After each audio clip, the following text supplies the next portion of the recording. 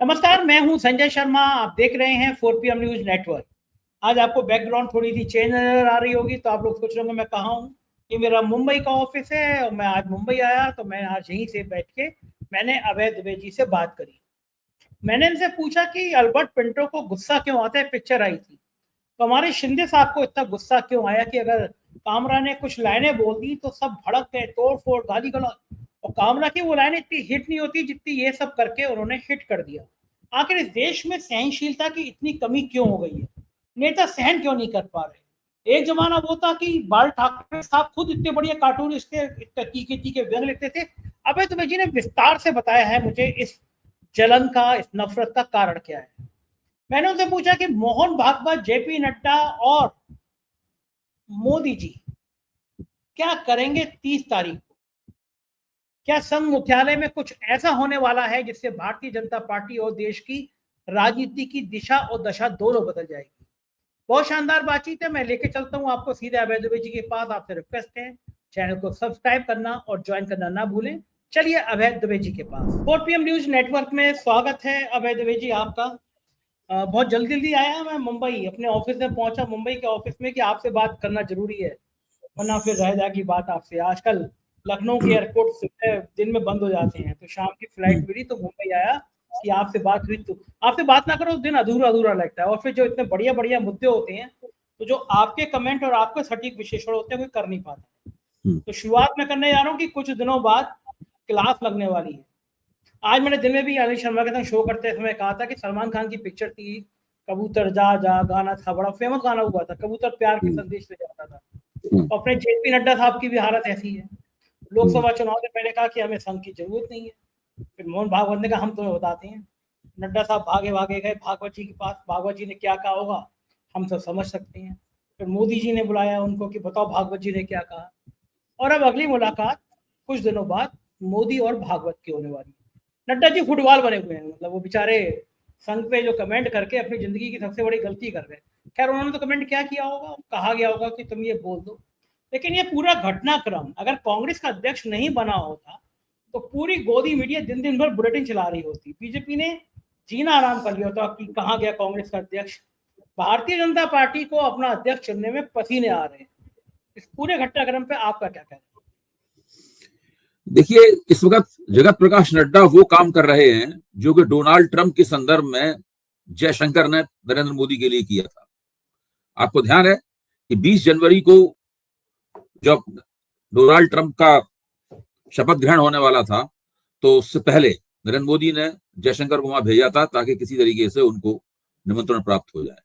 लेकिन निमंत्रण प्राप्त नहीं हुआ। फिर जयशंकर दौड़े दौड़े हिंदुस्तान आए, फिर विदेश मंत्री के लिए निमंत्रण मिला, फिर मोदी ने उनको खत लेके लिखा, फिर वो वहां पे गए। मैं ये बात इसलिए कह रहा हूं कि मोदी जी की इस वक्त स्थिति दो लोगों के सामने बहुत खराब है। एक का नाम है डोनाल्ड ट्रंप, जो कि दुनिया के सबसे ताकतवर आदमी है, अमेरिका के राष्ट्रपति हैं, और दूसरे हैं राष्ट्रीय स्वयंसेवक संघ के सरसंचालक, जिन्हें सारे स्वयंसेवक परम पूजनीय कहते हैं, डॉक्टर मोहन भागवत। इन दो लोगों के सामने नरेंद्र मोदी की हालत खस्ता है। उन्होंने तकरीबन घुटने टेक दिए हैं। वो वही भाषा बोल रहे हैं जो डोनाल्ड ट्रंप बोलते हैं, या जो भाषा मोहन भागवत चाहते हैं कि नरेंद्र मोदी बोले, नरेंद्र मोदी वही भाषा बोल रहे हैं। पिछले 10 वर्ष में जब नरेंद्र मोदी को स्पष्ट बहुमत की सरकार थी, उन्होंने राष्ट्रीय स्वयंसेवक संघ की तारीफ में एक लफ्ज भी नहीं कहा। एक बार भी वो नागपुर में संघ के मुख्यालय में नहीं गए। मैं ये नहीं कह रहा हूं कि मोहन भागवत से बात नहीं होगी, फोन पे बात हुई होगी, झंडेवाला के दफ्तर में बात हुई होगी, कहीं ना कोई जरूर बात हुई होगी, वो नहीं कह सकता। लेकिन वहां पर नागपुर जाकर मुख्यालय में हाजिरी बजाने का एक औपचारिक और प्रतीकात्मक महत्व है। वो ये इस बात का सबूत है कि नरेंद्र मोदी इस बात को स्वीकार कर रहे हैं कि मैं राष्ट्रीय स्वयंसेवक संघ का प्रचारक हूं, और किसी जमाने में, बहुत पुराने अतीत में, संघ ने भारतीय जनता पार्टी को मुझे कर्ज पे दिया था। ये संघ कभी भी हमें वापस मांग सकता है। मतलब ये चीज मोदी के वहां जाने से ये बात बिल्कुल अपने आप में स्पष्ट हो गई है। मेरा मानना है कि मोदी जी जब वहां पे जाएंगे तो उन्हें मुख्य तौर पर दो बातों के ऊपर विचार वो करेंगे। पता नहीं किस किस बात पर विचार करेंगे, लेकिन राजनीति की मेरी समझ ये कहती है दो बातों में विचार करेंगे। एक तो उनका अपना रिटायरमेंट पैकेज कब होगा, तारीख कब होगी, क्या होगा वो, उसी के साथ जुड़ा है उनका उत्तराधिकारी कौन होगा, और साथ में भारतीय जनता पार्टी दूसरा नंबर है, भारतीय जनता पार्टी का नया अध्यक्ष कौन होगा। तो अभी जो नड्डा साहब को वहां भेजा गया था, ये पूछने के लिए भेजा गया था कि भाई हम वहां से भेजा गया होगा कि हम वहां से क्या क्या तैयारी करके लाएं, किन किन लोगों के नाम पे आप राजी, उसमें तो कुछ जैसे कहते हैं रेकी करने के लिए पहले भेजा था ना, किसी को रेकी करने के लिए। तो नड्डा साहब वहां पे गए, मुझे लगता है कि कुछ उनको ऐसे ही विपरीत किस्म की जानकारियां वहां से मिली हैं, या कुछ ऐसी बातें कही गई हैं जिनसे आके तेजी से फिर वापस रॉकेट की तरह आए, और उन्होंने नरेंद्र मोदी को बताया कि ये सब होने वाला है। ये एक बहुत महत्वपूर्ण मुलाकात है, जो कि शायद 30 मार्च को मोहन भागवत की और नरेंद्र मोदी की मुलाकात होगी। और इस मुलाकात से मुझे लगता है कि केंद्र की नरेंद्र मोदी सरकार का भविष्य भी तय हो सकता है, भारतीय जनता पार्टी के संगठन का भविष्य तय हो सकता है, भाजपा के संगठन और भाजपा की सरकार के बीच में क्या संबंध होंगे, इसका भविष्य तय होगा। और यहाँ तक कि पूरे देश में भारतीय जनता पार्टी में जो लोग काम कर रहे हैं विभिन्न पदों पर, उन सबका भविष्य किसी न किसी रूप में ये मुलाकात प्रभावित करेगी। बहुत महत्वपूर्ण मुलाकात है, सबकी इसके ऊपर निगाह होगी। मेरे ख्याल से ये दूसरी एक मुलाकात वो थी, याद कीजिए, जब गोरखपुर में जब लोकसभा चुनाव का नतीजा आया था, तो गोरखपुर में मोहन भागवत गए थे, और वहां पर योगी आदित्यनाथ ने उनसे रात में मुलाकात की थी। 2 बार मुलाकातें की थी उसने। वो बहुत महत्वपूर्ण थी, क्योंकि उसके बाद तय हुआ कि उत्तर प्रदेश की राजनीति का भविष्य क्या होगा। उसी के बाद से मेरे ख्याल से ये तय हो गया कि योगी आदित्यनाथ मुख्यमंत्री पद से नहीं हटाए जाएंगे, और योगी आदित्यनाथ ने फिर अपना हमला अपने पार्टी के अंदर जो उनके प्रतियोगी हैं या शत्रु हैं, जो भी आप कहें, उनके ऊपर अपना हमला लॉन्च किया। वो हमला आज तक जारी है, रुके नहीं है वो। उन्होंने पहला हमला किया था, वो सवाल किस ऐसा अमित शाह का नाम लेकर उनके ऊपर हमला थोड़ी ना करेंगे, नरेंद्र मोदी का नाम लेकर उनके ऊपर हमला थोड़ी ना करेंगे।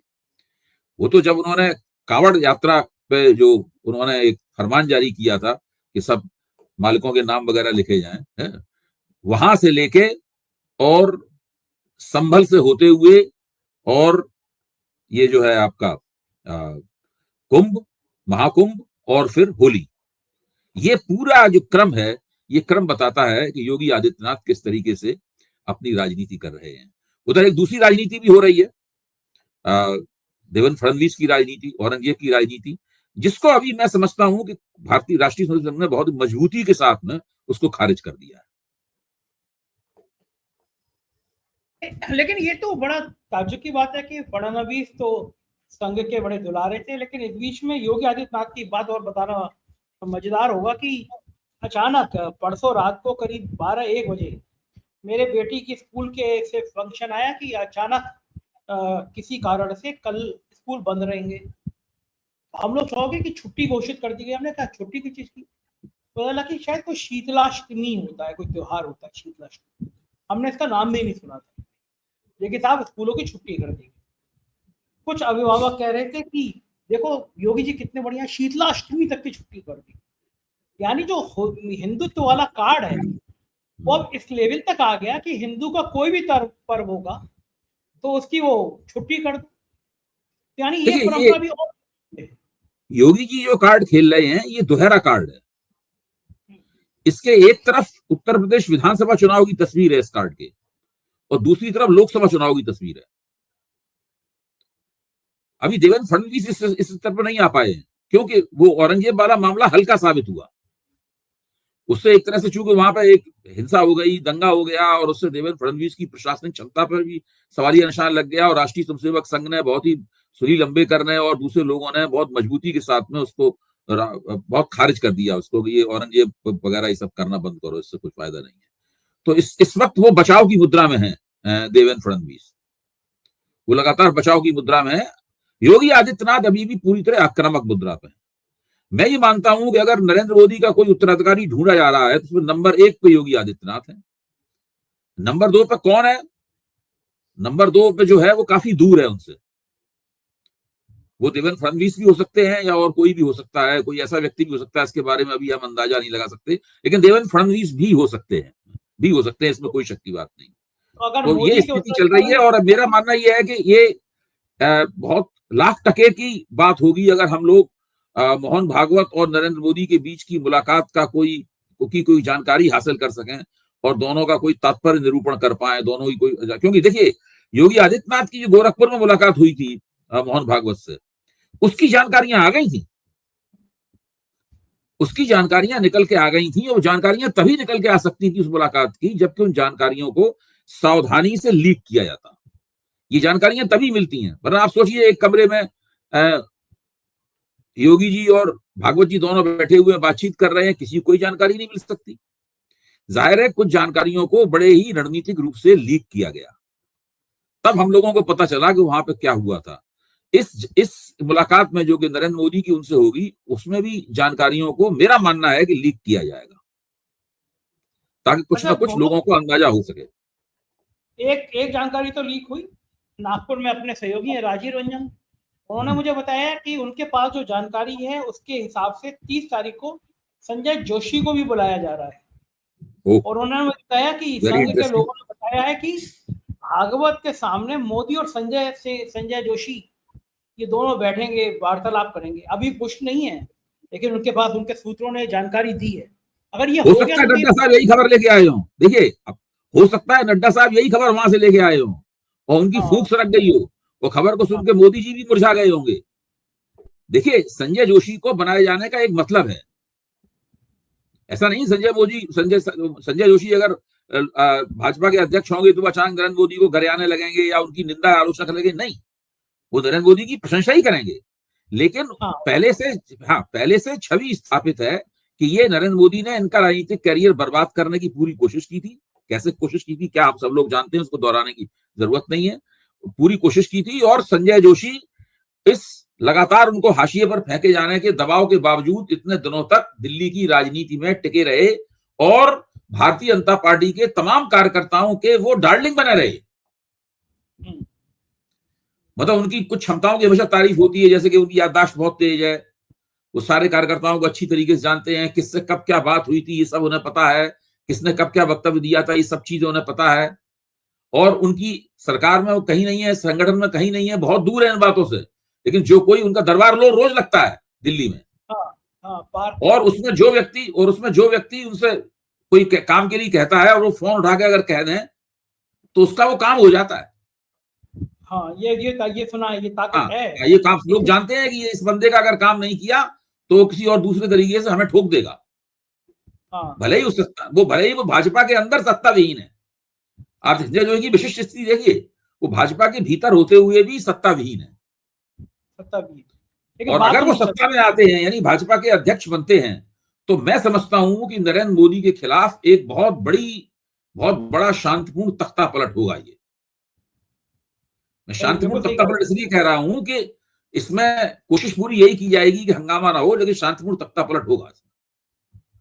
और मुद्दा भी है 75 साल के होने वाले हैं साहब सितंबर में जी। 75 साल तक नहीं साहब, 75 साल के होने वाले सितंबर में। मैं समझता हूँ ये चीज कहीं जरूर जा रही है, लेकिन इससे भी ज्यादा महत्वपूर्ण बात यह है कि राष्ट्रीय स्वयंसेवक संघ के पास जो एक विभाग है, जिस विभाग के बारे में हम लोग कुछ भी नहीं जानते हैं, लेकिन निश्चित रूप से विभाग है, उस विभाग में एक क्षमता है कि वो इस विभाग का काम ये है, उसका कार्यभार ये है कि एंटी इनकम्बेंसी कितनी बढ़ रही है और इसको बंद करने के या पलटने के कौन कौन से तरीके होते हैं, इनके ऊपर काम करता है। ठीक बात, वही हो रहा है। इसी विभाग की रिपोर्ट के आधार पर 24 के चुनाव से पहले दत्तात्रेय होश बोले ने वो बयान दिया था कि भाई आपकी देखिए लोगों की आमदनी नहीं बढ़ रही है, लोगों की आमदनी कितनी कम है, बेरोजगारी कितनी, सब इसी वजह से दिया जाता है। जो ऑर्गेनाइजर में छपता है, 5 जन में छपता है, इन्हीं उस विभाग के इनपुट के आधार पर दिया जाता है। रणनीति तो अगर उस विभाग ने ये इनपुट दे दिया है कि नरेंद्र मोदी के नेतृत्व में अगला चुनाव नहीं जीता जा सकता, तो वही होगा जो ग्रोक कहता है। ग्रोक तो बेचारा बहुत कुछ ज्यादा कहने लगा। जो वही होगा, हम लोग चर्चा इस पर कर चुके हैं, वही होगा जो ग्रोक कहता है। इसीलिए क्योंकि फिर अगला चुनाव नरेंद्र मोदी के नेतृत्व में नहीं लड़ा जाएगा। और चूंकि अगर ये तय हो गया है, अगर नरेंद्र मोदी को भी पता है कि अगला, क्योंकि जिस तरीके से वो डोमेस्टिक पॉलिसी पे उनका कोई दिलचस्पी नरेंद्र मोदी की है नहीं, चुनाव में भाषण दे आने के अलावा वो कोई और डोमेस्टिक राजनीति का कोई काम दरअसल कर नहीं रहे नरेंद्र मोदी। वो ज्यादातर समय अपना विदेश नीति में लगाते हैं, भाई प्रधानमंत्री हैं, कुछ ना कुछ तो करना ही पड़ेगा। तो वो जानते हैं कि वो अब पिछले 10 साल जैसे प्रधानमंत्री वो थे, मतलब सरकार के एक एक पहलू के ऊपर उनकी पकड़ थी और हर पहलू में उनका हस्तक्षेप था। वही मतलब मास्टर थे, पूरे मास्टर प्लेयर थे, वही सारे मोहरे बढ़ाते थे, इधर ऊपर नीचे करते थे, किसको पीटना है, किसको आगे बढ़ाना है, कौन सा प्यादा जो है वो वजीर बनेगा, कौन सा वजीर जो है वो प्यादा बन जाएगा, ये सब वही बातें सब वो तय करते थे। आज वो स्थिति नहीं रह गई है। और वो ये ऐसा इस तरह का वैराग्य भाव जो है उनमें तभी आ सकता है जबकि उन्हें पता हो कि भाई अब तो जाना ही जाना है। अच्छा, अब इसमें एक और बात हो सकती है कि अगर संघ को एन मौके पे ये लगा कि भाई मोदी के अलावा और कोई बेहतर नाम नहीं है जो जिनके नेतृत्व में 29 का चुनाव जीता जा सके, तो वो अपने निर्णय को बदल भी सकता है, अभी बहुत दिन है।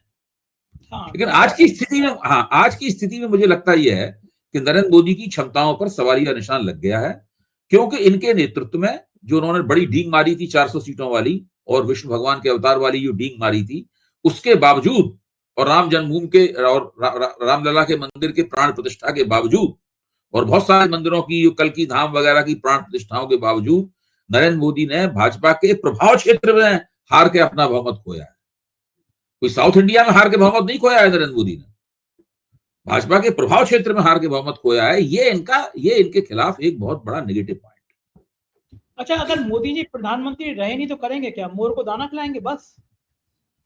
प्रधानमंत्री नहीं रहेंगे तो वही तो रिटायरमेंट पैकेज जो है वो पूरा तय होना है।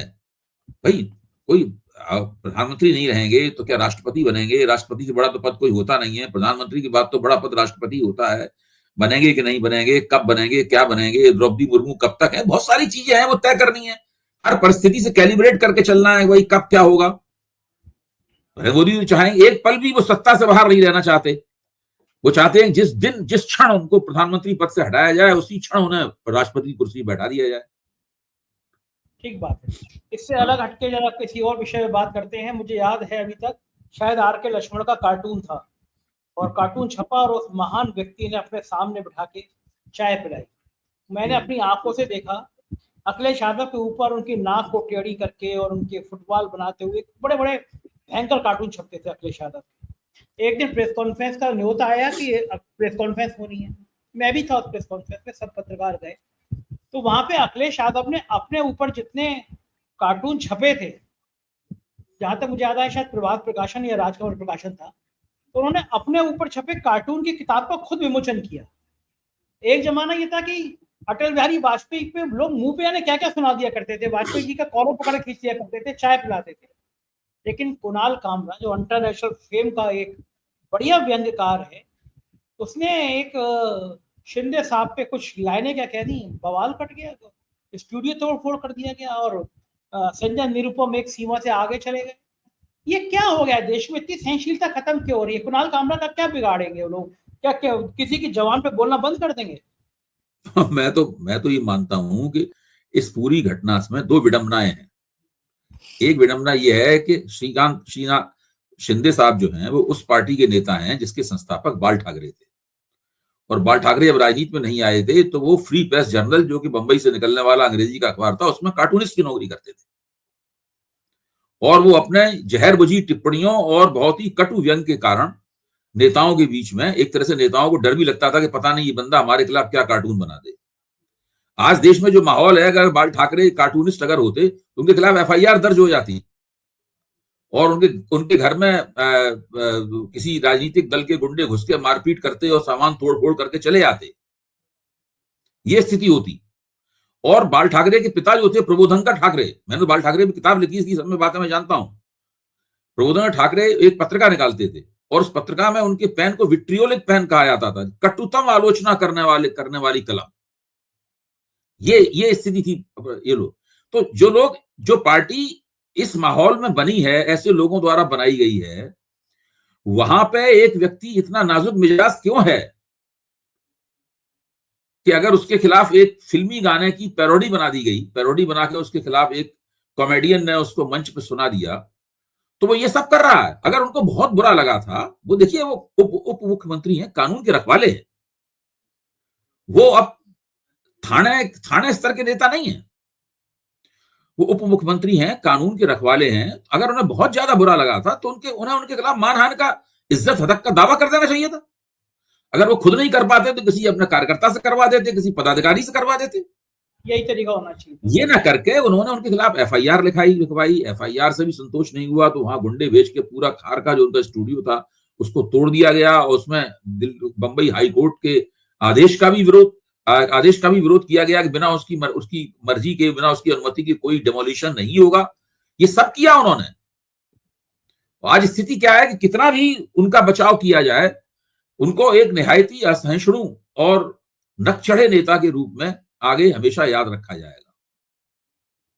ऐसी कौन सी लाइनें कह रही थी जो इतनी मिर्ची लग गई उनको? मैं आपको वो लाइनें सुना देता हूं, आप भी सुन लीजिए और 4 PM के दर्शक भी सुन लेंगे। यश चोपड़ा की बहुत मशहूर फिल्म थी, उस फिल्म का एक गाना है, ऐसी आप लाइन सुनेंगे आपको गाना भी याद आ जाएगा, फिल्म भी याद आ जाएगी। सुनिए आप। ठाणे की रिक्शा चेहरे पे दाढ़ी, ठाणे की रिक्शा चेहरे पे दाढ़ी, आंखों पे चश्मा हाय। ठाणे की रिक्शा चेहरे पे दाढ़ी, आंखों पे चश्मा हाय। ठाणे की रिक्शा चेहरे पे दाढ़ी, आंखों पे चश्मा हाय। एक झलक दिखलाए कभी गुवाहाटी में छिप जाए, मेरी नजर से तुम देखो गद्दार नजर वो आए। ठाणे की रिक्शा चेहरे पे दाढ़ी, आंखों पे चश्मा हाय।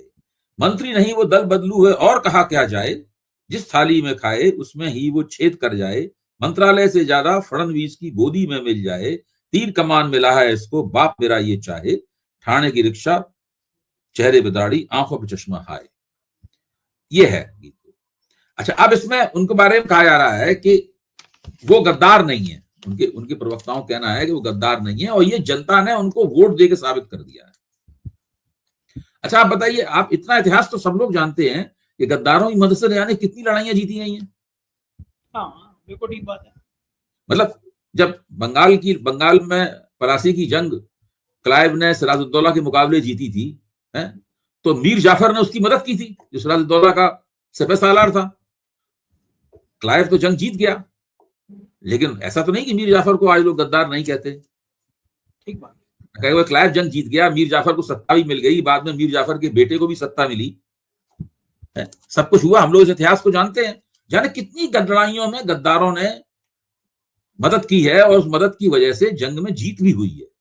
तो ये कहना कि केवल हम चुनाव में जीत गए, इससे तो आपने पार्टी तोड़ी, वो पार्टी तोड़ी जिस पार्टी ने आपको जन्म दिया। उधर दूसरी पार्टी राष्ट्रवादी कांग्रेस तोड़ी गई। ये कोई छोटी मोटी घटनाएं थोड़ी ना थी। दल बदल करवाए गए, आपको गुवाहाटी ले जाया गया, क्या किस चीज का आदान प्रदान हुआ होगा, कौन कौन से आश्वासन दिए गए होंगे। दारू पी के डांस था वो वाला, बड़े दारू पी के डांस था वो, डांस। ठीक कह रहे हैं आप। तो मैं ही कह रहा हूं कि ये सब किया, इसके बाद में कभी ना कभी तो कोई ना कोई तो आपको आपकी असलियत बताएगा। बिल्कुल कहेगा। केवल इसलिए कि आप चुनाव जीत गए इसलिए सब लोग चुप हो जाएंगे, मुंह पे टेप लगा के बैठ जाएंगे, ये नहीं होता है। और इन्होंने ये जो किया है, इसकी वजह से क्या हुआ, कुणाल कामरा का जो कॉमेडियन के तौर पर उनका कैरियर था वो और उसका ग्राफ और उछल गया होगा। बच्चे की जुबान पे ये गीत होगा, बच्चे की जुबान पे ये गीत होगा। कुणाल कामरा को जहां जाएंगे वहां उनसे कहा जाएगा भाई यही सुना दो। सही बात। दूसरी विडंबना यह है कि उसको कुणाल कामरा को दंडित करने के चक्कर में उन्होंने उसे और लोकप्रिय कर दिया और उनके कैरियर में 4 चांद लगा दिए। हाँ, आज मैं देख रहा था ट्विटर पे, एक्स पे, लगातार सब लोग कुणाल कामरा का यही गीत लगातार एक्स पे चला रहे हैं। वो तो और बंदा हिट हो गया। कल मैं शिंदे साहब के दफ्तर में फोन करता हूँ कि साहब मेरे को इंटरव्यू दे देखते हैं, पूछूंगा देंगे वो, लेकिन मैं पूछ लूँ, मेरा काम है कहना कि मैं कहूंगा जरूर मुझे इंटरव्यू दे दिया था, पूछूंगा कि इतनी मिर्ची। कितना अच्छा होता कि अगर कोई कार्यकर्ता इनका कहता ये बड़ा गलत काम हुआ गीत करके, तो खुद शिंदे साहब ये वक्तव्य देते नहीं उनको सबको आलोचना का हक है, मैं तो पहले ऑटो रिक्शा चलाता ही था, इसमें क्या बात है, मैं तो वहीं से उठाऊं तो जनता की सेवा कर रहा हूं। अगर वो ये शिंदे बात कहते हैं ना, शिंदे की जय जयकार हो रही होती। और क्या, प्रधानमंत्री कहते मैं चाय बेचता था, तुम ऑटो चलाने कौन सी समस्या है। नहीं वो और भी दूसरे नेता कई ऑटो चलाते थे जो उनकी पार्टी में है, सब लोग जानते हैं उनको, वही तो ना अकेले ऑटो चलाते थे। सही बात। बहुत बहुत शुक्रिया अभय जी, आपने इतनी सारी बातचीत करी, धन्यवाद, थैंक यू। ये थे अभय दुबे जी, और आज बहुत खुल के बहुत बढ़िया तरीके से उन्होंने बातचीत की। अगर आपको बातचीत पसंद आई होगी तो आप अपना प्यार भरा कमेंट जरूर करिएगा। शुक्रिया, थैंक यू।